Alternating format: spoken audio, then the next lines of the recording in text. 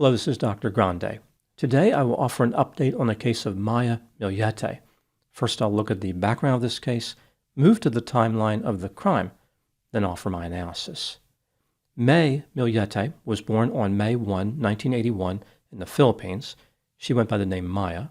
In 1995, she moved with her family to Honolulu, Hawaii.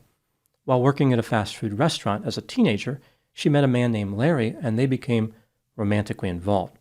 Larry was born on September 24, 1981 in the Philippines, moved to California, then moved to Hawaii.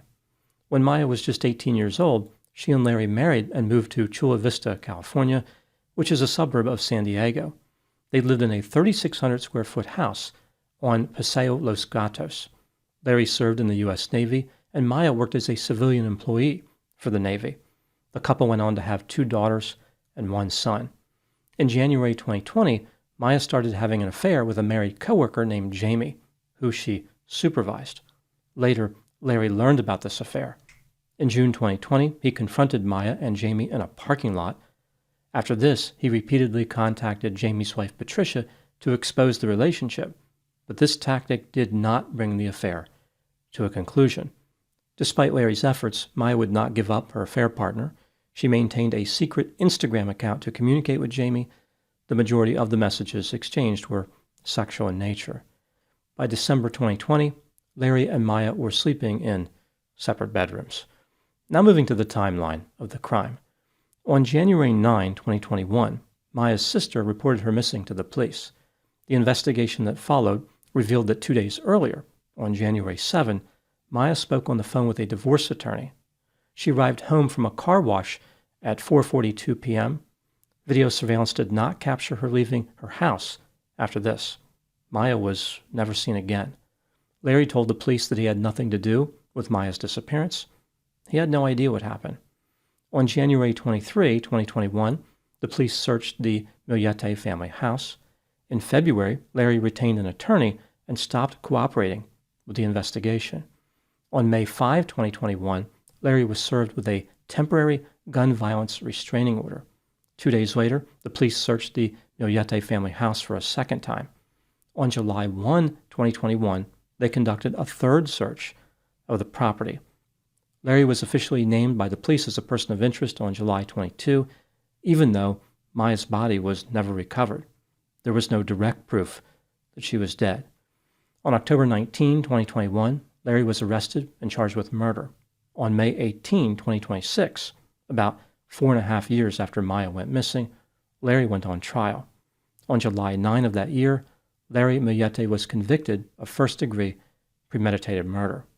At the time I am making this video, no date has been set for sentencing. He is facing 25 years to life in prison. Now moving to my analysis. Larry Millete maintains his innocence, and he has a few supporters. They argue that Maya may still be alive and point out that her affair meant that someone other than Larry had a motive to kill her. The state of California, of course, disagrees. They acknowledge their case was circumstantial, but argue that the evidence clearly points toward Larry killing Maya. This brings me to the question, is Larry guilty of murder? Let's take a look at the evidence, both for and against the idea that he is guilty, starting with the inculpatory factors. According to family members and friends, Larry was controlling and behaved like a stalker. They witnessed many arguments between him and Maya. Maya's affair and repeated deception about the affair provided Larry with a motive to kill her. Larry took several actions to convince Maya to stop cheating. For instance, he allegedly put a speaker in her room and played subliminal messages while she was sleeping. In the months leading up to Maya's disappearance, Larry contacted spellcasters and spent over $1,000 on them. A spellcaster is a person who claims to have supernatural abilities. They often sell prayers, curses, rituals, and other spiritual services. Larry treated Maya's free will like a technical problem he could correct through supernatural customer support. At first, the spells that Larry requested indicated his desperation. For instance, he said, "I want her to fall madly in love with me again." Later, his requests took a darker turn. For instance, he wanted his wife to be punished and incapacitated so she could not leave the house. He said, "It's time to take the gloves off. She's too much.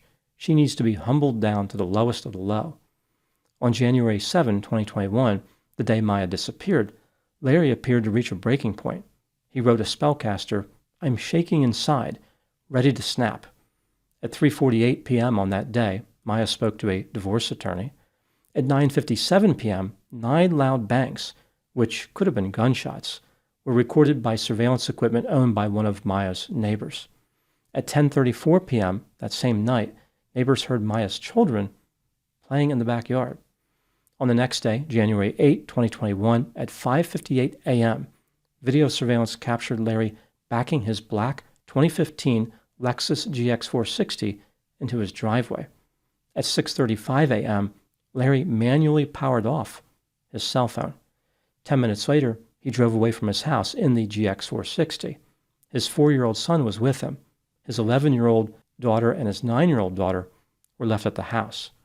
Larry was scheduled to work that day, but he never showed up. His supervisor tried to reach him without success. When the police examined data from the SUV, they found that Larry put his home address in the navigation system at 3:29 p.m. Larry did not return home until 6:06 p.m., about 2.5 hours after the home address was entered. He may have been a considerable distance away, although it is also possible that he stopped or did not drive directly home. The police were not able to determine where Larry drove that day, but he was gone for 11 hours and 21 minutes, plenty of time to drive to a rural area and dispose of a body. They calculated that 444 miles on the GX460 were not accounted for from December 17, 2020 through January 23, 2021. Investigators theorized that the unexplained mileage accumulated during Larry's mysterious absence on January 8. Maya's brother became worried because he had not heard from her. He arrived at the Millete family house looking for her after Larry arrived home. Larry told him that he was at work and did not know what Maya was doing. Later, Larry changed his story, saying that he had taken his son to Torrey Pines State Beach. The police could not find any witnesses from the beach who could corroborate Larry's account. On January 9, 2021, at 5:55 a.m., Larry asked a spellcaster, "Can you remove or stop hexing my wife May? Instead, hex Jamie." This request was suspicious because Larry abruptly wanted the supposed harm redirected away from Maya not long after she disappeared. The police learned that Larry had a pistol chambered in .40 caliber S&W registered in his name. He never turned it over to them, and they could not find it. Larry searched the internet for hemlock, carbon monoxide, and rohypnol, which is a powerful sedative that can be used to incapacitate a person. One theory the defense put forward was that Jamie could have been responsible for Maya's disappearance. However, he was with his pregnant wife Patricia in the hospital on the day Maya went missing. Now moving to the exculpatory factors, there is no direct proof that Maya is dead, like her body. She was having an affair at the time of her disappearance. It stands to reason that a person prone to infidelity may want to start a new life, one that separates them from everyone they used to know. Even if Maya is dead, there is no proof that she was murdered. She could have traveled somewhere alone and brought an end to her own life. There is no physical evidence connecting Larry to Maya's disappearance or murder. No DNA, no fingerprints, no gunshot residue. There are no witnesses. There was video surveillance of him leaving for a mysterious trip the day after Maya disappeared, but there is no proof that Maya's body was in the vehicle. Infidelity is an inherently dangerous game. Maybe Maya was murdered, but someone else killed her. When considering all the evidence in this case, do I believe that Larry is guilty of murder? In my opinion, yes, he is guilty beyond a reasonable doubt. The state made a big deal out of his desperate and bizarre behavior, like contacting spellcasters, but I think the video surveillance was the most convincing piece of evidence. Maya was never captured leaving her house after arriving on January 7, 2021. Larry was the only other adult in the house, and on the next day, he took a mysterious 11-hour and 21-minute journey. What do I think happened in this case? This is just a theory, my opinion. The marriage between Larry and Maya was relatively stable for many years. Neither one of them was putting much effort into the relationship, but they were not necessarily headed for a divorce. In January 2020, Maya started having an affair with her coworker Jamie. She was mesmerized by their sexual relationship and started devaluing her husband Larry. Maya saw a future with her lover and viewed Larry as a liability and an annoyance. As is the case with many affairs like this, Maya started finding reasons why Larry was an inadequate husband. She needed some way to justify the affair, so Larry needed to transform into an evil and manipulative monster. This allowed Maya to view herself not as a wife betraying her husband, but as a wife escaping from a husband who supposedly deserved to be betrayed.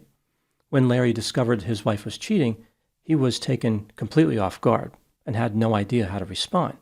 He made a number of bizarre moves in order to preserve his marriage that made him look desperate and pathetic. This only played into the image Maya was trying to create of Larry. He was morphing into the monster that she needed him to be. Larry was playing directly into her hands. Every attempt at reconciliation that Larry made failed to move the needle in his direction. Maya was thoroughly unimpressed and would not take accountability for her behavior. She had already made up her mind about Larry. Maya was fully committed to her infidelity. She repeatedly lied and gaslighted Larry, continuing the affair while treating his accurate suspicions as evidence that he was irrational, jealous, unstable, and dangerous. Every attempt he made to disrupt the affair was used as additional evidence suggesting he was insane. This created a particularly cruel cycle. Maya betrayed Larry, Larry reacted badly to the betrayal, and Maya used his reaction to justify continuing the betrayal. Her deception allowed her to preserve the excitement of the affair while forcing Larry to live with uncertainty, humiliation, and repeated denials of what he already knew was happening. Maya was not simply leaving an unhappy marriage. She was attempting to maintain the security of her family life while secretly continuing an emotional and sexual relationship with another married person. Rather than make an honest decision, she tried to keep both relationships functioning through concealment, manipulation, and treachery. Eventually, Larry gave up on reconciliation and focused on revenge. He knew that Maya was never coming back to him.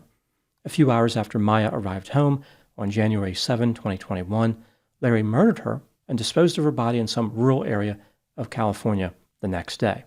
He did a good job of destroying physical evidence, but there was nothing he could do about the video surveillance, which is what led to his conviction. Maya made a common mistake as far as how to handle infidelity. Typically, one of three things will happen when a husband catches a wife having an affair. The wife will end the affair immediately. She will say she is sorry and she will not resume the affair. She separates from the husband and continues the affair, or she denies having the affair despite evidence to the contrary and continues cheating. Maya went with the third option, which is the most dangerous. Larry's resentment continued to grow under the weight of continual deception, and he had excellent access to his wife. She was in a very vulnerable position. Maya did not appreciate how much danger she was in because she was lost in the fantasy of infidelity. Her attention was focused on sex and the thrill and passion of forbidden romance. It seemed pretty obvious that Larry's behavior was becoming increasingly erratic, but Maya did not have the time or energy to worry about that. She was always looking forward to the next sexual encounter. It was almost like she was addicted to substances. She was willing to discount everything positive in her life, including her personal safety, in pursuit of the next emotional and sexual reward. Maya's conduct was treacherous, not because she wanted to leave Larry, but because she repeatedly deceived him while continuing to benefit from the marriage she was undermining. She had the right to end the marriage, but she was not entitled to demand the advantages of it while secretly violating its most basic commitments. Becoming the victim of murder does not retroactively make her treatment of Larry honest, compassionate, or acceptable. The lesson learned in this case is that cheating spouses should not assume that their behavior is benign and harmless. Infidelity can elicit strong emotional responses from a betrayed partner. The same level of manipulation and deceit that a cheating spouse will use to maintain an affair may be used by the offended spouse to destroy it. Sometimes, when facing no way to win, the offended spouse will decide to destroy everything. The attitude they adopt is that everyone losing is more acceptable than one person losing. They want their misery to be shared by all the parties. They do not want to be the only person defeated in the scenario. Even though Maya did place herself at risk, she did not deserve to die. Her dishonesty explains Larry's humiliation and frustration, but it does not excuse him becoming violent. Maya was responsible for the betrayal. Larry was responsible for transforming that betrayal into homicide. Larry could have separated from Maya and rebuilt his life. Instead, he killed Maya, devastated their children through her death, and likely condemned himself to die in prison. His revenge did not preserve the marriage or restore his dignity. It merely ensured that every member of the family lost. Those are my thoughts on the case of Maya Millete. Thank you so much for watching. I'll talk to you soon.